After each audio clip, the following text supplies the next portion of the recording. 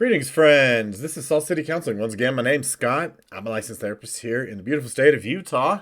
In this video, I'm going to address an issue that seems to become fairly common these days. I mean, it's always existed, but I feel like it's more and more common. I feel like I hear this more and more. Somebody was asking a question on it online.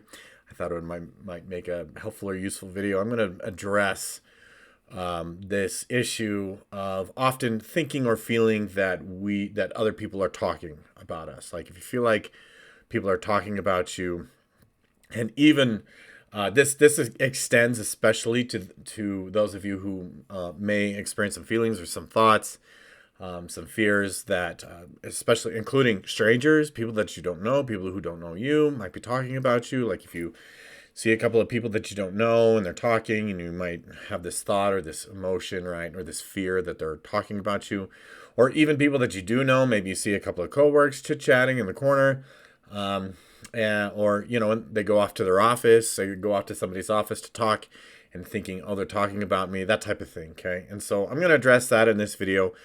Kind of get to the core of the issue, as well as sort of give you some tutorials, how-tos to help you deal with this, to help you navigate through this so that it can improve. Because if it goes unaddressed, if this type of thing goes unaddressed, it can get worse. It can get a lot worse. And it can even mentally cripple you. A lot of mental illness, as we know, right? It's like you really get stuck into your head, and that what is going on up here seems to be reflective of a reality out there. And really, at the end of the day, like a lot of mental illness, psychosis even, is like there's a huge gap between what is real and what is perceived to be real, and the person is unable to reconcile or unable to bridge that gap and perceive that what's not real, right, is not real. And so I'm gonna address this. I'm gonna give you some how-tos. I'm gonna give you even some journal prompts if you want. I have some journal prompts on how to address this, work on this, and have it improve. Okay, so there's a couple of things that I think are important to understand. I think what's going on here with this is number one. This is really super important. This is one thing that I find myself telling a lot of people. And it's essentially that you cannot trust, nor should you trust, every thought and or emotion that goes floating through your head.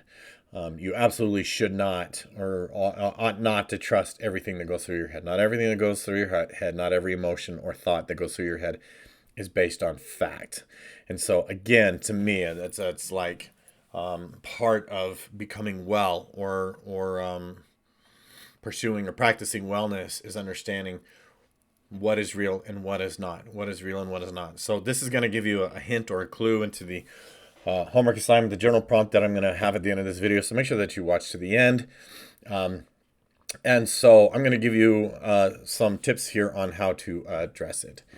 First of all, you just have to recognize that it's not realistic. It's not realistic for people, for everybody, potentially, if that's what it seems like, is talking about you.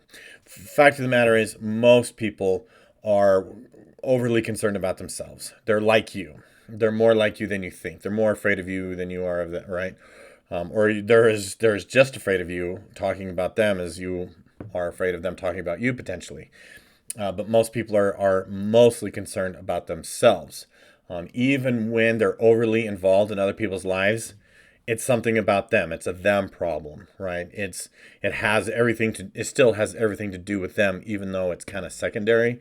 And so, first of all, I think it's really important to get radically honest about the reality that no, not everybody is talking about me, because most people are really talking about themselves. Most people are not even remotely concerned about me. They're concerned about themselves. And this is a trick of the ego. The ego has a tendency to think that we are the center of the universe, that everything revolves around us, when it just doesn't. And I think it's important to get radically honest with ourselves in these types of circumstances, and just admit and acknowledge this is not based in reality. This is false. This is a trick of the ego. The ego wants, the ego often thinks and wants to think that that we are the center of the universe, that everybody is Everybody is concerned about us, that we are as important to everybody else as we are to ourselves, right? And if you don't attend, by the way, to yourself and really take good care of yourself, you're going to kind of create this emotional hunger and trying to get those needs met, right, through other people, right? I need other people to acknowledge me, or they are acknowledging me in order to. It's almost like your subconscious, that's a message from your subconscious saying, hey, pay attention to me. Truly, I do. I think that if you experience this type of fear, or even I'm going to call it paranoia because it kind of is, it can advance to late stage paranoia as well. I've seen it many times, but I think it's important to realize that if your ego is overly concerned that other people are paying attention to you, that might be a clue or an indicator that you need to pay more attention to yourself. You need to put more effort into meeting your own needs. You need to look inwards. You may need to do some shadow work. You may need to look into the subconscious, etc. Okay.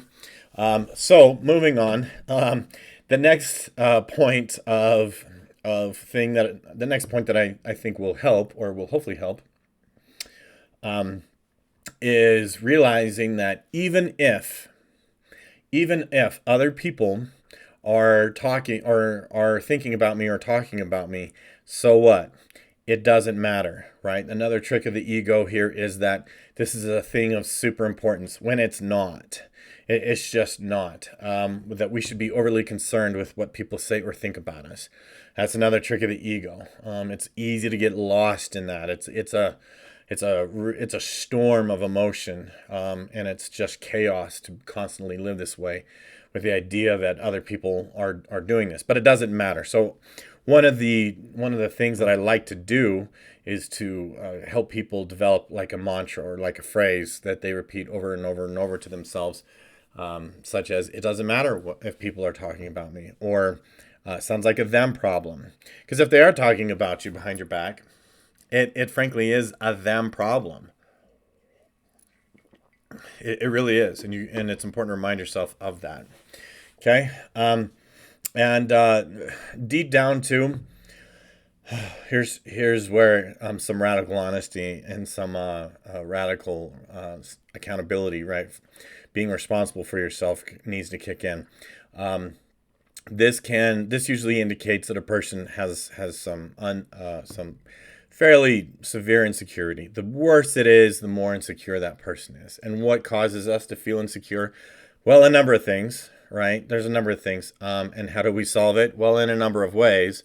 But the number one is to attend to ourselves, is to learn how to speak to ourselves in a caring way, take good care of ourselves, and develop some self-respect, self-care, and inevitably, hopefully, some self-love. And frankly, I think people need to grow up. I do. I think most people here in the U.S., especially, or particularly, this is all I know, and is probably true for other places. But frankly, I don't meet a lot of adults.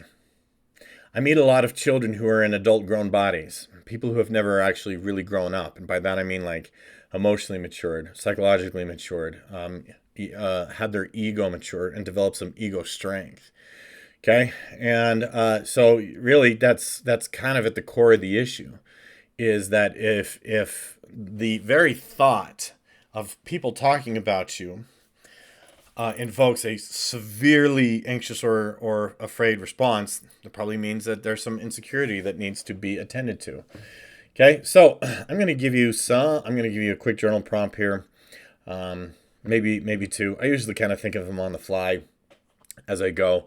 It's important to really think your way through this. If you write it down, you're going to engage a different part of your brain. And when you do that, when you write things down, it just really changes your perspective on it. It just really, really changes a person's perspective on things, okay? Before I get into that, though, please subscribe if you haven't already. Help me grow my channel. Help me get there. Help me grow my channel so I can monetize this thing. If you appreciate this content, go to buy me a coffee. Go buy me a coffee. The link is in the description below. I really appreciate audience questions, so feel free to ask questions. Put them in the comment section. I'll do my best to get to them. I don't always see all the comments. I'll do my best. So here's your homework. Here's your homework number one. is if you are experiencing this issue, right, what you want to do is write down the anxiety or the fear, right? I'm afraid or I feel this anxiety that other people are talking about me.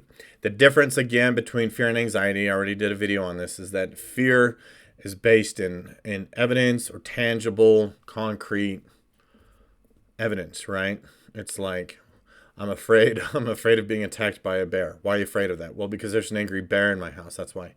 Versus, right, I'm afraid of being attacked by a bear. Which bear? Where's the bear? I don't know. There's no bear, but I'm clutching my bear spray. Have you ever seen a bear in the wild? No. Right? That's anxiety. It's not based in evidence. It's not based in concrete evidence, okay? So you want to document whether or not there's any evidence to support this fear of yours. Is it real or is it fake? Okay? So you can do this with any anxiety. You can do this with any fear. Do I have any concrete evidence to support this? And if you do, well, certainly take action, right?